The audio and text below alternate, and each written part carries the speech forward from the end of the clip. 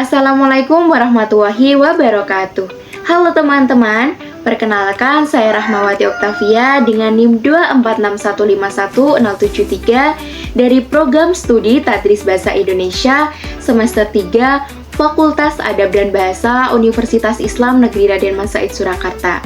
Jadi teman-teman, pada video kali ini saya akan menganalisis kesalahan berbahasa pada spanduk jualan Hari Bebas Kendaraan Bermotor atau CFD di alun-alun Pancasila, tepatnya di Kecamatan Cepogo, Kabupaten Boyolali, Jawa Tengah. Nah, video ini saya buat guna memenuhi tugas ujian akhir semester mata kuliah Pembinaan dan Pengembangan Bahasa Indonesia yang diampu oleh Ibu Tia Agustina MPD.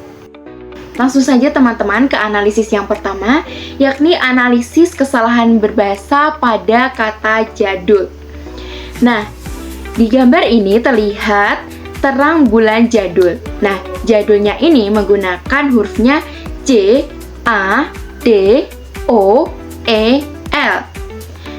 Huruf OE merupakan ejaan lama, yaitu ejaan Van Ophusen yang digunakan pada tahun 1901 sampai 1947 yang sudah tidak sesuai lagi dengan ejaan yang sekarang, yaitu EYD 5.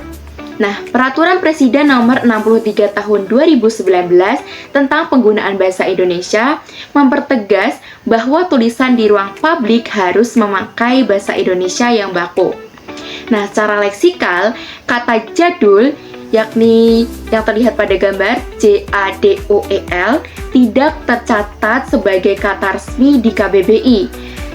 Sedangkan kata jadul yang menggunakan huruf J, A, D, U, L tercatat sebagai kata resmi. Jadi, penulisan yang tepat adalah terang bulan jadul menggunakan JADUL, bukan terang bulan JADOEL.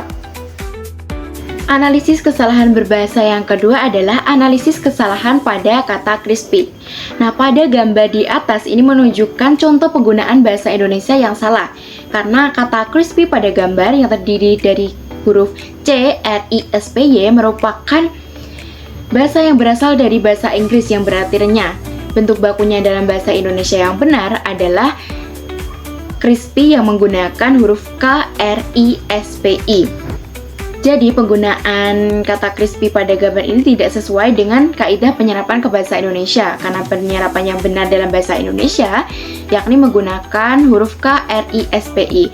Faktor penyebab yang mungkin muncul penyalahgunaan kata crispy ini dikarenakan pengaruh bahasa Inggris di dunia kuliner dan branding usaha yang sering memakai bahasa asing agar terlihat modern.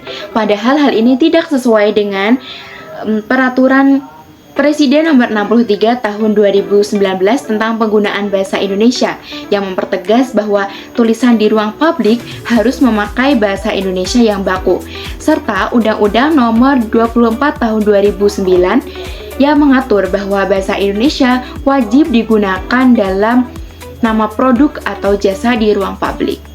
Jadi penggunaan yang benar adalah otak-otak crispy yang menggunakan huruf K, R, I, S, P, I, bukan C, R, I, S, P, Y.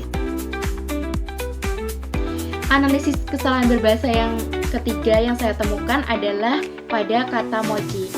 Pada gambar di atas, kata mochi merupakan bentuk tidak baku. Nah, bentuk bakunya yaitu MOCI tanpa H. Asal bahasa, mochi ini berasal dari bahasa Jepang, yakni yang terdiri dari huruf MOCHI yang artinya kue beras. Saat diserap ke dalam bahasa Indonesia, kata MOCHI ini berubah menjadi MOCI, sehingga dalam KBBI penulisan yang benar adalah MOCI tanpa H. Faktor penyebab mochi ini, tulisan mochi yang menggunakan H ini sering muncul di kehidupan sehari-hari karena pengaruh nama asli Jepang dan branding kuliner sering mempertahankan bentuk asing agar terlihat lebih menarik. Padahal hal ini tidak sesuai dengan KBBI. Yang sesuai dengan KBBI tulisannya yaitu MOCI bukan MOCHI. Analisis kesalahan berbahasa yang selanjutnya adalah pada gambar di atas, yakni pada kata juz. Kata juz yang menggunakan huruf CUICE tidak ada di dalam KBBI karena bentuknya tidak baku. Bentuk baku dalam bahasa Indonesia yang benar adalah hurufnya JUS. Nah, kata juz pada gambar merupakan kata yang berasal dari bahasa Inggris yang saat diserap ke dalam bahasa Indonesia, hurufnya berubah menjadi JUS. Penyerapan bahasa Inggris ke dalam bahasa Indonesia harus mengikuti kaidah ejaan. Huruf UI atau CE jadi disederhanakan menjadi U plus E. Jadi kata JUICE berubah menjadi kata JUS. Nah, faktor penyebab mengapa banyak masyarakat atau para pedagang menggunakan kata JUIC ketimbang kata JUS karena pengaruh bahasa Inggris di dunia kuliner. Dan warung-warung atau UMKM sering memakai bentuk bahasa asing agar terlihat modern, padahal hal ini tidak sesuai dengan Undang-Undang Nomor 24 Tahun 2009 serta Peraturan Presiden Nomor 63 Tahun 2019 yang mewajibkan penggunaan bentuk baku pada tulisan di ruang publik. Perbaikan yang benar adalah JUS, bukan JUIC. Analisis kesalahan bahasa yang selanjutnya terlihat pada kata refill. Frasa refill tidak efektif dan tidak baku karena memakai bahasa Inggris. Dalam bahasa Indonesia, bentuk baku dari refill ini adalah isi ulang. Nah, kata refill ini termasuk ketidakefektifan kalimat karena menggunakan bahasa asing yang tidak perlu, padahal ada padanannya dalam bahasa Indonesia, yakni isi ulang. Kata refill sendiri ini juga tidak ada di dalam KBBI. Bahasa Indonesia mengutamakan padanan baku bila tersedia. Nah, kata refill ini tersedia dalam bahasa Indonesia, yakni isi ulang. Lalu apa yang memengaruhi penyebab refill ini sering banyak kita temui di toko-toko parfum karena pengaruh istilah Inggris di bidang bisnis. Masyarakat menganggap istilah Inggris itu lebih modern dan kurangnya kesadaran untuk memakai padanan baku.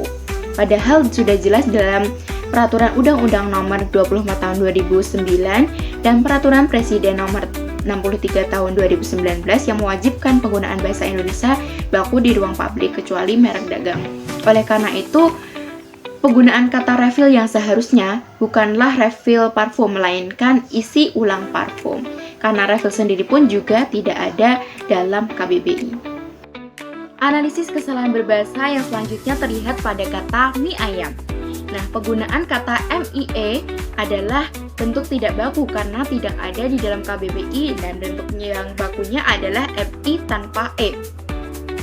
Dalam KBBI, istilah yang benar untuk makanan berbahan tepung gadung ini adalah MI tanpa E, bukan MIE.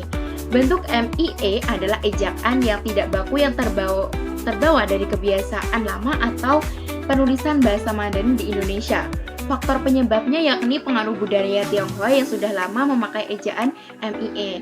Kebiasaan masyarakat yang sudah terbiasa melihat tulisan MIE pada warung kemasan juga menjadi normalisasi penggunaan bahasa Indonesia yang salah pada kata mie ini.